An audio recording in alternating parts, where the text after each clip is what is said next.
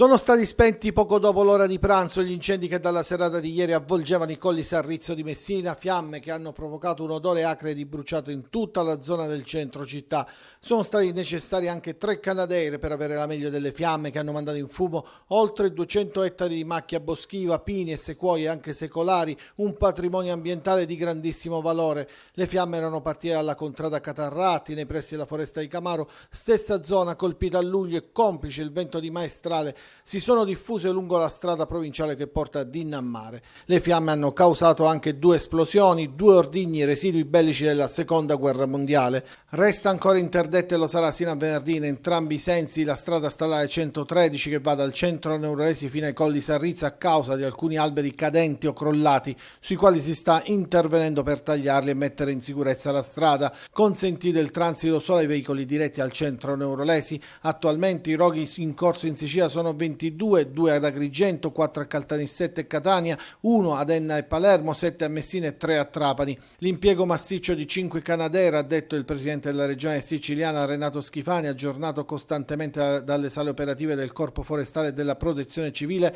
ha consentito di riportare sotto controllo il vasto incendio che da ora aveva creato una situazione di emergenza a Messina, come a Salemi, dove il rogo intorno a Montepolizio è stato circoscritto. In relazione all'allerta rossa diramata per rischi incendi, il direttore generale della Protezione Civile siciliana, Salvo Cocina, ha disposto il presidio e il pattugliamento del territorio ad alto rischio delle province di Enna, Caltanissette e Catania.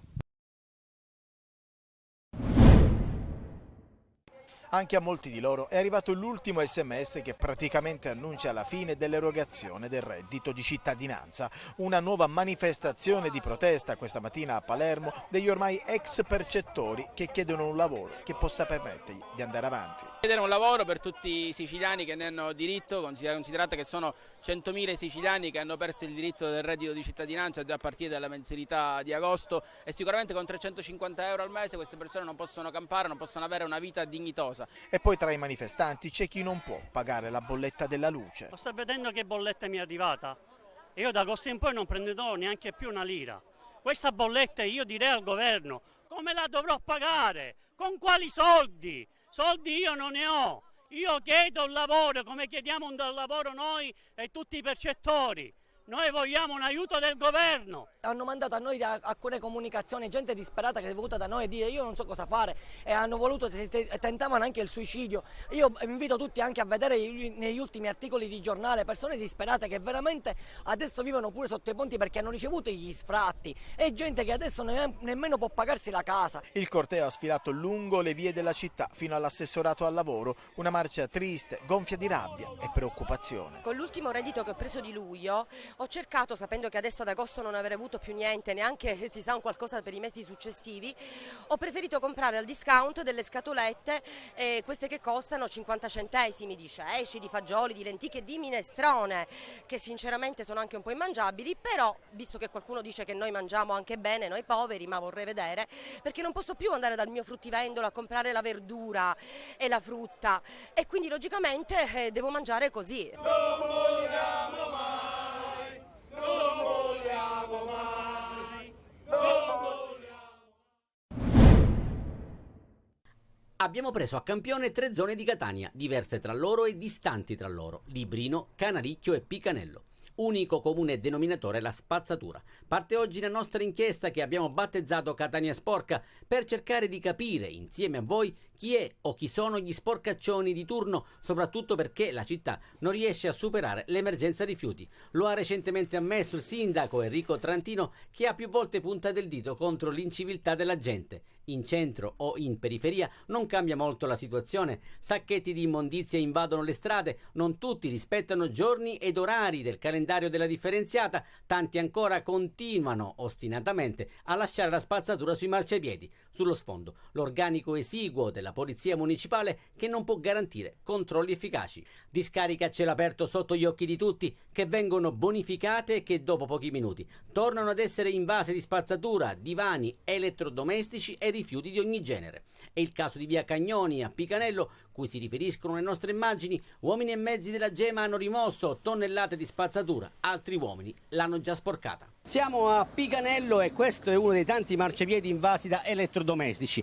e si è in possibilità abituati anche a camminare perché qui c'è un grosso congelatore, subito dopo c'è un frigorifero abbandonato, ma il paradosso qual è? Che dietro questa inferriata si trova proprio l'isola ecologica dove poter conferire gli elettrodomestici. Giriamo l'angolo e raggiungiamo l'ingresso dell'isola ecologica. Qui raccogliamo la testimonianza di 2 dipendenti. Guardate questo marciapiede, un signore davanti a noi ha buttato questo materasso nella strada. Catania è sporca, perché? Sì. E perché purtroppo ci sono persone incivili. Noi abbiamo un GCR dove le persone possono differenziare ogni giorno e preferiscono buttarle fuori che dentro. La polizia municipale da queste parti si vede? Mai vista, mai vista, mai.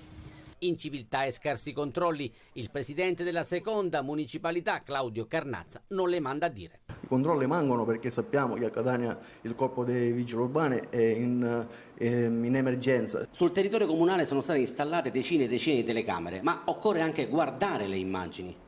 Principalmente occorre guardare le immagini e questa sarà una domanda che farò all'assessore di competenza per vedere se è stata attrezzata la sala operativa con queste unità che devono materialmente guardare queste immagini per poi andare a verbalizzare chi trasgredisce.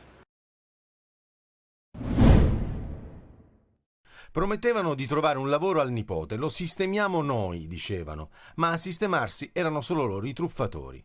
Una donna di Marineo, in provincia di Palermo, e 3 suoi familiari avrebbero spilato ben 36.000 euro a un'anziana signora col miraggio di vedere il nipote inserito in un progetto imprenditoriale che in realtà non esisteva. A scoprire la truffa la Guardia di Finanza della compagnia di bagheria. L'indagata, tra il mese di settembre 2021 e il mese di luglio 2022, si sarebbe presentata in più occasioni presso la casa della pensionata a ritirare il denaro, sempre nelle ore in cui questa era sola, così da non far destare sospetti ai familiari. E avrebbe anche rilasciato dei buoni di consegna delle somme ricevute. In una circostanza l'anziana, che vive solo di pensione di vecchiaia, avrebbe addirittura svincolato una polizza vita pur di consegnare quanto richiesto. I passaggi di denaro sono stati ricostruiti dalle Fiamme Gialle sulla base della documentazione detenuta dall'anziana e di quanto emerso dagli accertamenti bancari eseguiti sui conti correnti della sospettata. La donna è stata segnalata per il reato di autoriciclaggio e 3 suoi familiari per quello di riciclaggio.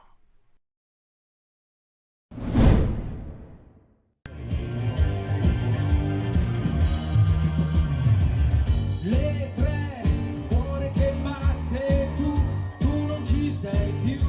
Sullo sfondo un tempio illuminato, davanti al palco una platea pienissima, on stage, sotto le mura dell'antica Akragas, Agrigento, 2 amici che festeggiano insieme le loro lunghe carriere, 30 anni di successi per NEC, ben 40 per Francesco Renga.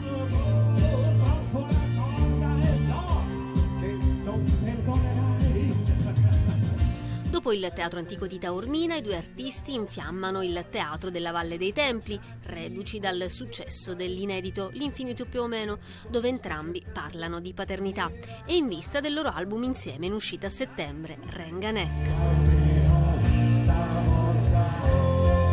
Sì, così quello spirito. 2 miti degli anni 90 che portano sul palco energie e tormentoni, come quelli proposti da un altro mito degli anni 80 e 90, la cui voce continua ad essere limpida come quella che cantava Ti pretendo. Sei l'unico diritto che ho di.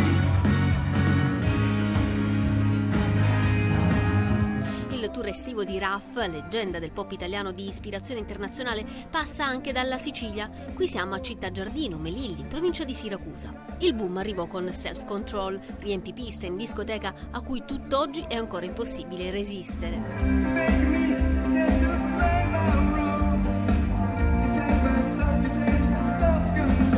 L'estate del 2023 è stata quella del nuovo singolo 80 Voglia di te, un brano dal sound anni 80 riadattato al pop moderno che diffonde benessere con il suo ritmo incalzante e sensuale, dalle sfumature dance elettropop, cibernetiche diventate evergreen.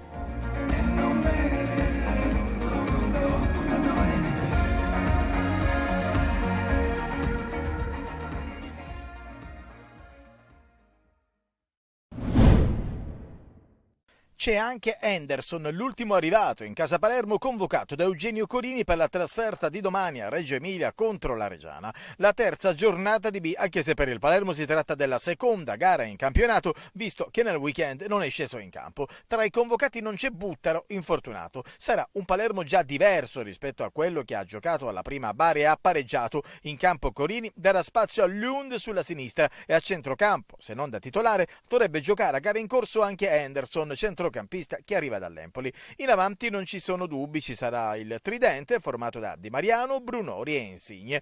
Corini oggi in sala stampa però sbotta e dice: basta giudizi, dovete aiutarci a crescere. Poi qua si giudica tutto. E sempre e comunque c'è sempre qualcosa di negativo, mi sono rotto anche le scatole sinceramente, perché avete veramente rotto, ogni cosa va giudicata sempre in maniera estrema, si vogliono sempre creare condizioni particolari, siamo alla prima di campionato, c'è un campionato, godetevi il percorso. Ma il Palermo non si ferma sul mercato, si attende solo la parola finale del Lecce per Federico Di Francesco e la risposta dovrebbe arrivare il prima possibile, anche in giornata. Esiste infatti l'accordo totale per l'arrivo del calciatore, ma si attende il via libera di Corvino, che prima vorrebbe avere un sicuro sostituto. Con le valigie in mano Damiani, che si accaserà alla Juventus Next Gen in Serie C.